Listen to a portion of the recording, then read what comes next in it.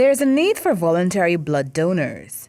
By giving blood, every donor assists the National Blood Transfusion Service to meet the challenges of providing the life-saving service which is always needed.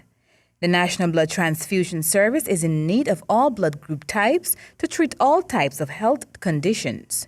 Acting Supervisor at the National Blood Transfusion Service, Tomza Bamfield, tells us more of the importance to donate blood. We stay in-house. Persons wouldn't know of the need, although we have electronic, we have printed, as well as we even call our tele-recruiters. We usually call our donors. And instead of them coming to us, our donors, we come to them. And we may come to a conducive setting where it's comfortable for our blood donors. Donors can participate in the blood drive since outreaches are held frequently. Weekends, Saturdays, Sundays, sometimes some holidays, we have blood drives. Take for instance, we have Marian Academy is coming up. They usually surround their blood drive around Valentine's, and it would be on the 11th of February, and that's a very large blood drive where we're targeting about 300 donors. Voluntary blood donors are educated every step of the way about donating blood. And if you're afraid, we even go as far as to hold the person's hand and say, hey, you know what? You can save 3 lives, and they may say, how is that possible?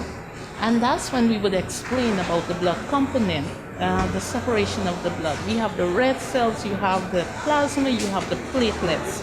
And one of your units may be going to Mabaruma, the other may be in Berbice. You never can tell.